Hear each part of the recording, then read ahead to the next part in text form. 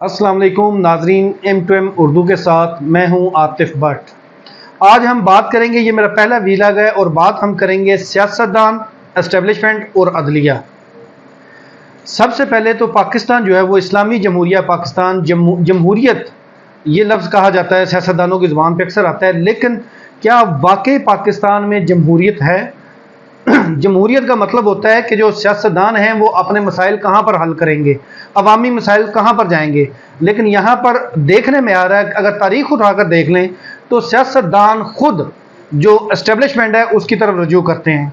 अगर हम बात करें 90s की तो उसमें भी हुकूमतें गिराने और बनाने में यही सियासतदान भाग कर एस्टेब्लिशमेंट के पास जाते हैं, उनको कोई ऐसी कहानी सुनाते हैं, मुल्क तबाह हो गया, बेड़ा गर्क हो गया, तो उसकी वजह से ये फिर हुकूमतें गिरती भी रहीं और बनती भी रहीं नहीं। हम अगर रिसेंट पास्ट की बात की जाए तो इमरान खान जिस तरह इक़्तिदार में आए हैं और उसके बाद नवाज शरीफ जो हैं उनकी जानब से जो किरदार अदा किया गया, इसमें एक अहम किरदार है अदलिया।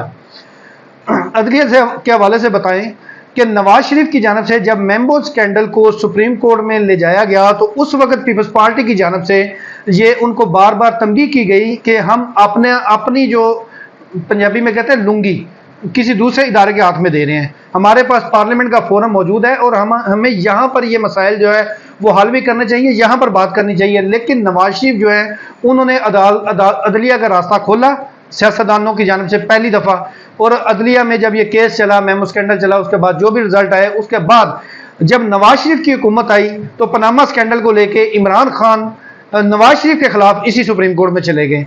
चूंकि एक दफ़ा एक सियासतदान की जानब से रास्ता खोला गया और अब बार बार जो तमाम तर मामलात हैं वो हम अदलिया में लेके जा रहे हैं।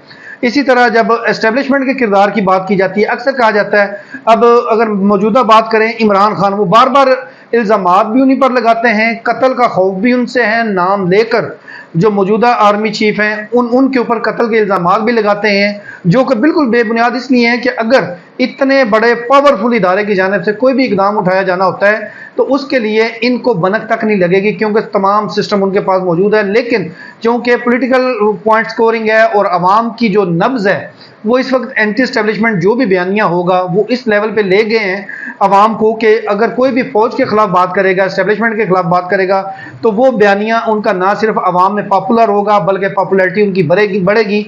और यही वो बयानियाँ है। जब नवाज शरीफ को हुकूमत से हटाया गया तो उन्होंने वोट दो, वोट को इज्जत दो का नारा लगाकर जब सड़क पे गए तो पंजाब की आवाम खुसूसी तौर पर, क्योंकि वो पंजाब से गुजरे थे मार्च लेकर, उनको भी काफ़ी ज़्यादा पॉपुलैरिटी मिली। ताहम जो 2018 के रिजल्ट आए, बेशक नून लीग जीती हुई थी, लेकिन जैसे BPTA की हुकूमत बनी वो एक तारीख है। और अगर इसी तरह 2018 से फिर 2023 तक की जो हुकूमत थी वो कैसे बनी वो भी सबके सामने है कि कौन से क्यों इमरान खान को कैसे हुकूमत मिली। हालांकि उस वक्त ये बयानिया उनके पास था। अब इमरान खान की जब हुकूमत गई है तो उस वक्त उसको भी ये मशवरा दिया गया कि पंजाब को अगर हासिल करना है तो एंटी एस्टेब्लिशमेंट जितना बोलेंगे उतने ज़्यादा आपके जो पॉपुलैरिटी है उसमें इजाफा होगा। और बिलाखिर यही हो रहा है वो जितना आर्मी चीफ के ऊपर या एजेंसीज के ऊपर वो तनकीद करते हैं और उसके बाद उनके पॉपुलैरिटी में भी इजाफा है, वोट बैंक में भी इजाफा है। लेकिन ये तमाम तर मामला होते क्यों हैं?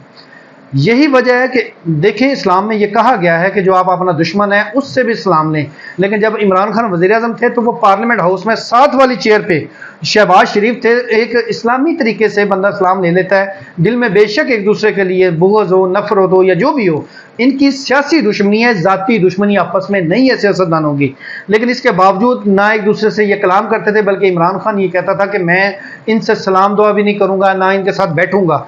पार्लियामेंट में अगर अपोजिशन होती है, हुकूमत होती है, पॉइंट ऑफ व्यू आपके अपने होते हैं, लेकिन इसके बावजूद ये इमरान खान उस वक्त भी अपोजिशन के साथ नहीं बैठते थे जो नून लीग थी या पीपल्स पार्टी थी, क्योंकि उनका बयानिया उनके एंटी था। लेकिन अगर सियासतदान आपस में पार्लियामेंट के अंदर मिल बैठकर कोई मुल्क के लिए पॉलिसी नहीं बनाएंगे तो मुल्क आगे कैसे बढ़ेगा? अभी भी यही सूरत हाल है कि इमरान खान जो है वो बजाय पार्लियामेंटेरियन से बात करें, पार्लियामेंट से बात करें, सियासतदानों से बात करें, हुकूमत से बात करें, वो आज भी कहते हैं कि जिन पर मैं इल्ज़ाम लगाता हूँ मैं मुज़ाकरात भी उनसे करूँगा और इल्ज़ामात भी उन्हीं पर लगाऊंगा।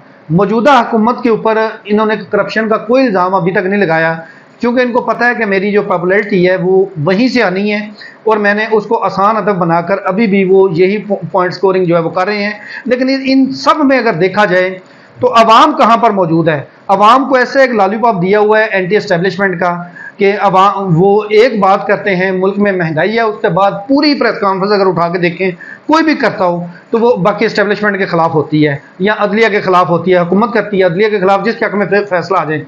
लेकिन ये तमाम तर सूरत हाल में जो हमारा पार्लियामानी निज़ाम है वो इंतहाई तबाह हो चुका है, बल्कि दहाने पे तो नहीं, अब तबाह हो चुका है। क्योंकि जब तक सियासतदान मिलकर नहीं बैठेंगे उस वक्त मुल्क के मुस्तकबिल के लिए कोई भी फैसला साजी नहीं हो सकेगी। और अभी भी जो भी हुकूमत आती है वो अपनी एक पॉलिसी बनाती है, कोई भी ऐसी पॉलिसी आज तक नहीं बनाई गई जिसको कौमी पॉलिसी कहा जाए, जिसमें अपोजिशन और हुकूमत मिल बैठकर पाकिस्तान के मुस्तकबिल की बेहतरी के लिए 20 से 25 सालों का कोई रोड मैप बनाएं।